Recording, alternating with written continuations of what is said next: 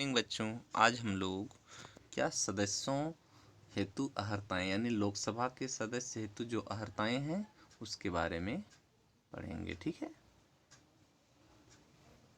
लोकसभा के जो सदस्य हैं उसकी क्या क्या अहर्ताएं हैं। तो पिछली क्लास में हम लोग मताधिकार तक पढ़ चुके थे, जिसका उम्र 18 साल या 18 साल से अधिक हुआ हो वैसे व्यक्ति मतदान कर सकते हैं, वोटिंग कर सकते हैं, जिसको हम लोग वयस्क मताधिकार भी कहते हैं।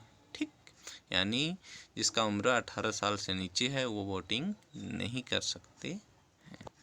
तो लोकसभा के सदस्यों की जो अहर्ताएं, एक लोकसभा के सदस्य बनने के लिए उसके क्या क्या अहर्ताएं चाहिए, क्या क्या, उसी के बारे में हम लोग देखते हैं। तो सबसे पहले देखते हैं, देखो, लोकसभा का सदस्य निर्वाचित होने के लिए किसी भी व्यक्ति के लिए आवश्यक है कि वह पहला भारत का नागरिक हो। ठीक है, यानी लोकसभा का सदस्य बनने के लिए उसका सबसे जो बेसिक पॉइंट है वो भारत का नागरिक होना चाहिए। ठीक है, यानी भारत का सिटीजनशिप उसको मिला हुआ हो, ऐसे व्यक्ति ही लोकसभा के चुनाव में भाग ले सकता है, जिसकी उम्र मिनिमम 25 वर्ष।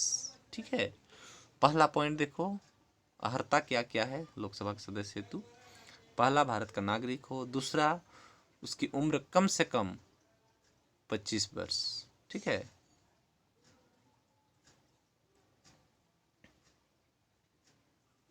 कम से कम 25 वर्ष। तो हम जान गए, दोनों पॉइंट हो गया। अब तीसरा,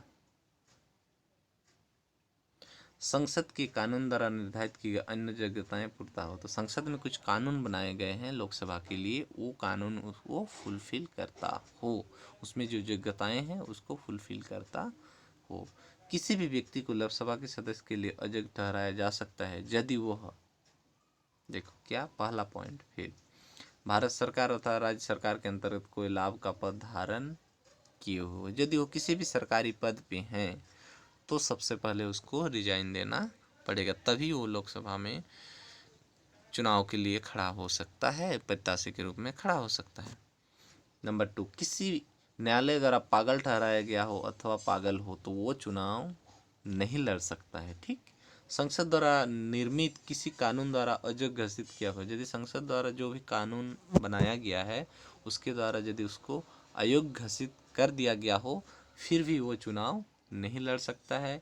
यदि न्यायालय के द्वारा उससे किसी कारणवश पागल ठहराया गया है फिर भी चुनाव नहीं लड़ सकता है, ये होना।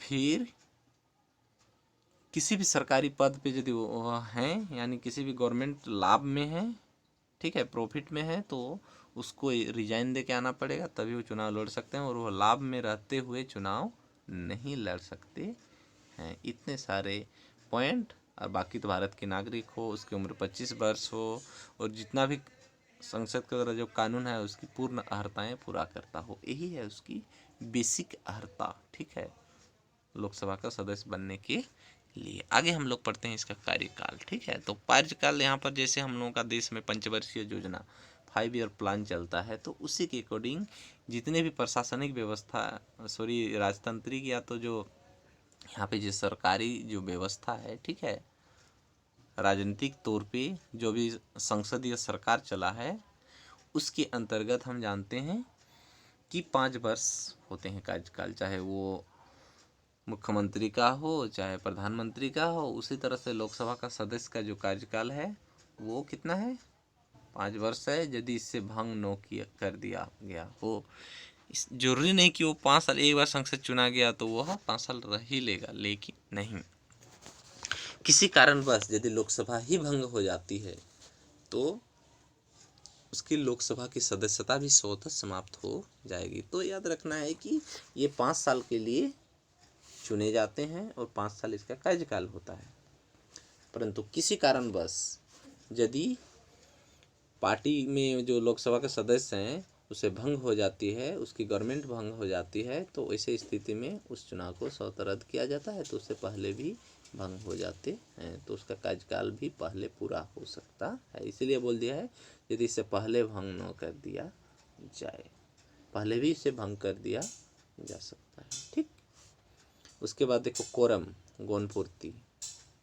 लोकसभा की बैठक आयोजित करने के लिए सदन में सदस्यों की कुल संख्या के 10वें भाग की उपस्थिति आवश्यक है। तो लोकसभा में जितने भी सदस्य हैं, ठीक है, तो उसमें बैठक होने के लिए मिनिमम कितना सदस्य होना चाहिए? देखो, बैठक आयोजित करने के लिए सदन के सदस्यों कुल संख्या के 10वें भाग, ठीक है, कुल संख्या के 10वें भाग, मान लीजिए कि 100 है, 100 का 10 भी कैंडिडेट रहेंगे तभी वह बैठक संभव हो पाएगा।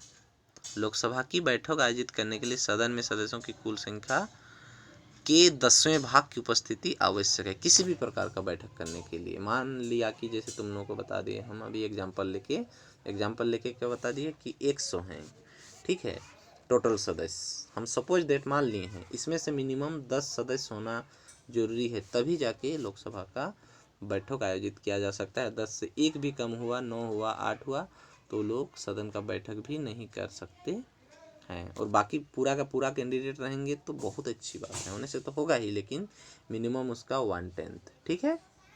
अब विपक्ष का नेता, अब यहाँ पर देखो,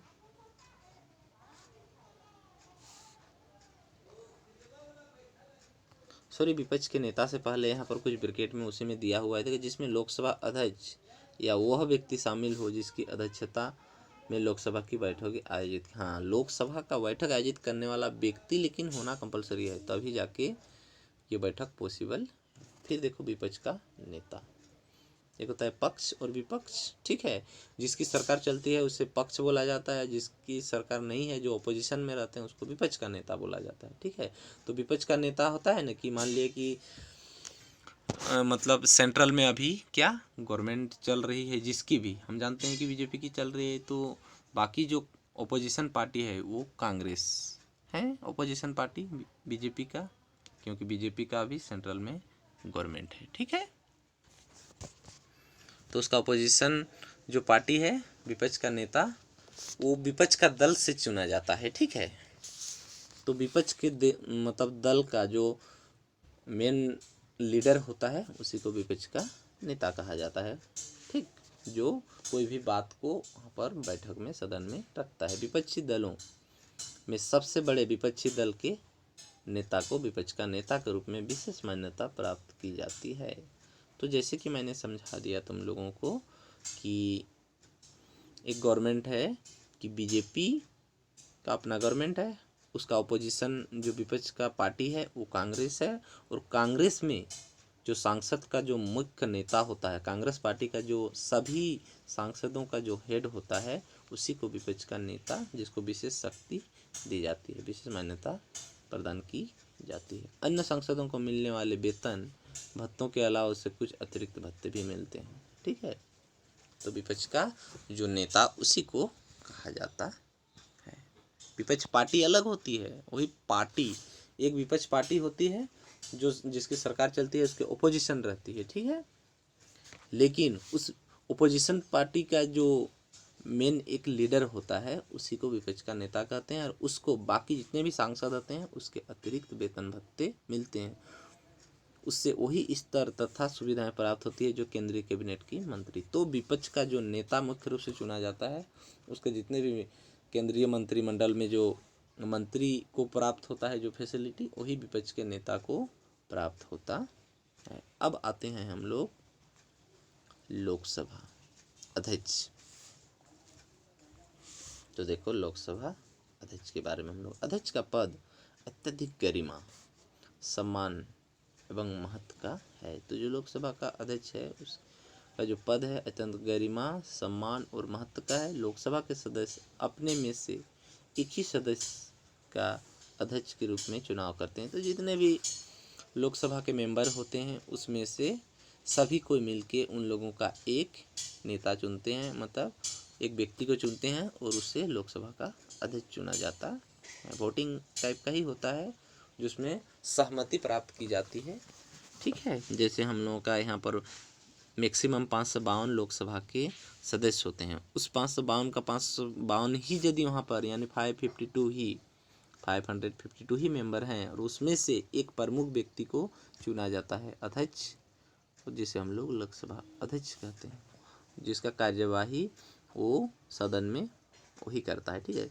अध्यक्ष सदन की कार्यवाही की अध्यक्षता करता है। संविधान में एक उपाध्यक्ष का भी प्रावधान है। तो अध्यक्ष के बाद एक उपाध्यक्ष का भी प्रावधान है। किसी कारणवश जब अध्यक्ष किसी काम से बाहर गया हो या तो अस्वस्थ हो, तबीयत खराब हो, किसी भी कंडीशन में यदि वह अध्यक्षता करने में असमर्थ है तो इस परिस्थिति में उपाध्यक्ष अध्यक्ष का काम करता है। जिसे उसी प्रकार की नियुक्ति एवं पदच्युत किया जाता है जिस प्रकार अध्यक्ष को किया जाता है। तो जिस प्रकार अध्यक्ष को चुना जाता है उसी प्रकार उपाध्यक्ष को भी चुना जाता है। और उसका काम क्या रहता है वो तो मैंने अभी तुम लोगों को बता दिया। ठीक, अब अध्यक्ष की शक्तियां एवं कार्य। अध्यक्ष का क्या क्या कार्य होता है? पहला, सदन की कार्यवाही के संबंधित कार्य। तो सदन में जो भी कार्य होता है इसकी कार्यवाही करना अध्यक्ष का काम होता है। देखो, अध्यक्ष सदन के बैठकों और अधिवेशनों की अध्यक्षता करता है। हमने अभी बता दिया कि अध्यक्ष का काम क्या होता है कि सदन का जो कार्यवाही होता है, जो अधिवेशन होता है, जो सेशन चलता है उसकी अध्यक्षता करता है। फिर देखो, सदन द्वारा पारित सभी विधेयक को, सदन द्वारा यानी सभी सांसदों के द्वारा जो भी पारित विधेयक होता है, कानून होता है, ठीक है, उसको राज्यसभा में विचार अथवा राष्ट्रपति के अनुमोदन या उनकी स्वीकृति के लिए भेजने से पहले अध्यक्ष उन पर हस्ताक्षर उन्हें प्रमाणित करता है। ठीक है, तो कोई भी चीज़ जब सहमति बनती है सबकी तो उसको लास्ट में अध्यक्ष को साइन करके उससे अगला जो सदन होता है राज्यसभा या राष्ट्रपति को क्या किया जाता है? फॉरवर्ड किया जाता है। पॉइंट नंबर 2, अनुशासनात्मक कार्य। ठीक है, सदन में व्यवस्था बनाए रखने के लिए अध्यक्ष का ही दायित्व है। ठीक है, जब सदन में वार्तालाप होता है, एक दूसरे से डिस्कस होता है, ठीक है, डिबेट होती है किसी भी चीज़ के सहमति और असहमति के लिए, उस समय जो हंगामा होता है थोड़ा बहुत, उसको शांत रखना अध्यक्ष का काम है। अत्यधिक अव्यवस्था होने की स्थिति में वो सदन की कार्यवाही को स्थगित करता है। कभी कभी बहुत सारे विरोध होते हैं, ठीक है, वैसे एक दूसरे के पक्ष और विपक्ष वाले के बीच में जो बहुत सारे क्या होते हैं? विरोध होते हैं। तो वैसे कंडीशन में क्या करते हैं? अध्यक्ष उस दिन का सदन को स्थगित कर देते हैं, कार्यवाही को स्थगित कर देते हैं। उसके बाद देखो, प्रशासनिक कार्य। सदन में प्रस्तुत की जाने वाले समस्त याचिकाएं लेख अध्यक्ष ही प्राप्त करता है। तो सदन में जो भी मतलब प्रस्तुत की जाने वाले याचिका रहता है, याचिका जो दायर करते हैं हम लोग, एवं लेख अध्यक्ष को प्राप्त होता है। ठीक है। दूसरा, ये प्रशासनिक कार्य के अंतर्गत सदन द्वारा लिए गए निर्णयों की सूचना अध्यक्ष के द्वारा ही संबंधित अधिकारियों एवं व्यक्तियों को दी जाती है। ठीक है, तो सदन द्वारा जो भी निर्णय लिया जाता है उसका सूचना अध्यक्ष के द्वारा विभिन्न अधिकारियों तथा व्यक्तियों को दी जाती है, चाहे मीडिया को बताना, चाहे कोई पदाधिकारियों को बता देना, ये सब। ठीक है, लिखित जारी करने के लिए। चौथा, संसदीय समितियों पर नियंत्रण। लोकसभा अध्यक्ष सदन की कुछ समिति का भी पदेना अध्यक्ष होता है। तो बहुत सारे जो छोटे छोटे समिति होते हैं, बड़े समिति होते हैं, उसका भी कार्यवाही यही करते हैं, उसका भी अध्यक्ष यही होता है। अन्य कार्य एवं शक्तियाँ देखो, अध्यक्ष संसद के दोनों सदनों की संयुक्त बैठक की अध्यक्षता करता है। तो अध्यक्ष का काम क्या होता है? लोकसभा अध्यक्ष का काम होता है संसद के दोनों सदनों की अध्यक्षता करना। दोनों सदन में कौन कौन है? लोकसभा और राज्यसभा। दोनों सदन जब एक साथ बैठक होता है तो लोकसभा का अध्यक्ष ही उसकी अध्यक्षता करता है। इस प्रकार हम लोग देखिए कि अध्यक्ष की क्या क्या है, निम्न शक्ति है, क्या पावर है और क्या कार्य है। आगे हम लोगों का क्या है? राज्यसभा। ठीक है, तो राज्यसभा के बारे में हम लोग कल पढ़ेंगे, जो संसद का उच्च या द्वितीय सदन जिसे हम लोग राज्यसभा के नाम से जानते हैं, तो इसके बारे में कल विस्तृत से